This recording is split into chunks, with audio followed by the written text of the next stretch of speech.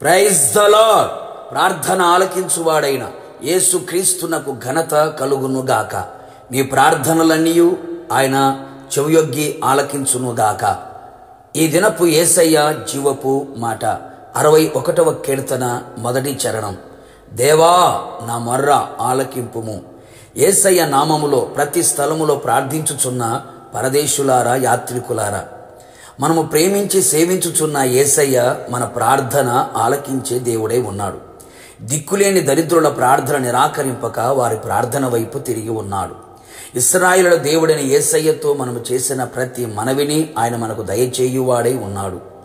మన పెదవుల నుంచి వచ్చిన ప్రార్థన మానక అంగీకరించే దేవుడై ఉన్నాడు.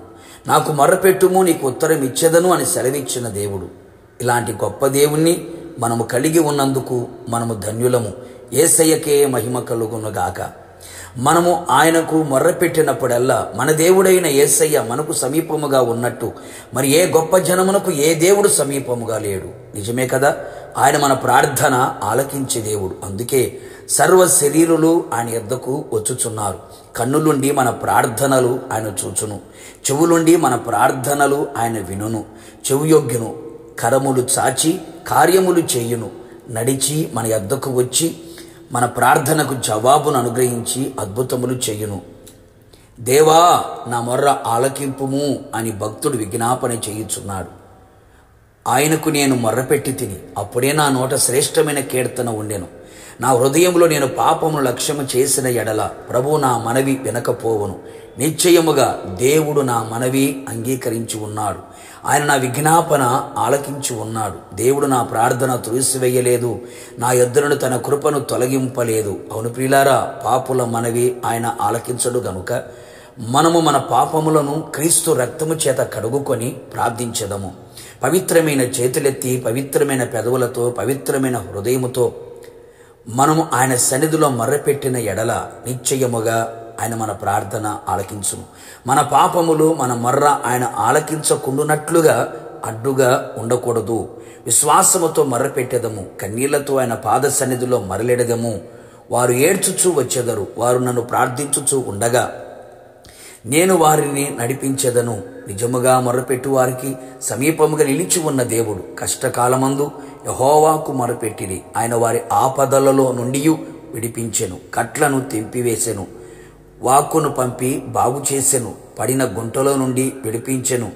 శ్రమలకు తాళలేక మొర్రపెట్టిన వారి మొర్ర ఆలకించి వారు కోరిన రేవుకు వారిని నడిపించెను. ఆయన వారిని ఆశీర్వదించెను, ఆశ కలిగిన ప్రాణాన్ని తృప్తిపరిచెను. కావున నా దేవుని ప్రియులారా, యేసయ్య పాద సన్నిధిలో నిలిచి ఆయన పాద పీఠముగా మారెదము. ఆయనకే మొర్రపెట్టెదము. నిశ్చయముగా నీ మొర్ర ఆయన ఆలకించునుగాక. నిన్ను అన్ని విషయములలో జయమిచ్చునుగాక, ఆశీర్వదించునుగాక, ఘనపరచునుగాక, దీర్ఘాయువుతో తృప్తిపరచునుగాక, ఆయన రాకడకు సిద్ధపరచునుగాక. ప్రార్థన.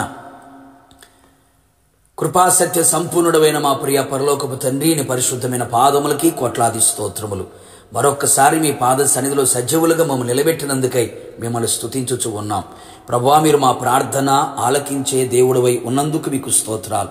మేము మొర్రపెట్టినప్పుడల్లా మాకు సమీపంగా నిలిచి లెక్కలేని అద్భుత క్రియములను మహత్తరమైన కార్యములను మీరు చేయబోతున్నారు. అందును బట్టి మీకు స్తోత్రాలు. పవిత్రమైన చేతులెత్తి పవిత్రమైన హృదయముతో పవిత్రమైన పెదవులతో మీ సన్నిధిలో మీ రక్తముతో కడగబడి, అలాగే తండ్రి మీ వాక్యముతో శుద్ధి చేయబడి, మీ ఆత్మతో పరిశుద్ధపరచబడి పవిత్రతతో మేము ప్రార్థించున్నట్లుగా మీరు కృప దయచేయమని ప్రార్థిస్తున్నాం. నిశ్చయముగా మేము చేసిన మొర్ర మీరు ఆలకించి అంగీకరించి ఆశ్చర్యమైన కార్యములు మీరు జరిగించుచున్నందుకు నిండు మనస్సుతో మీకు కృతజ్ఞతాస్తుతులను చెల్లించుచు మా మొర్రకు మీరు ఉత్తరం ఇచ్చినందుకు మరొకసారి మీకు స్తుతి చెల్లిస్తూ యేసు నామములో అడిగి పొందుకొని ఉన్నాము తండ్రి, ఆమేన్.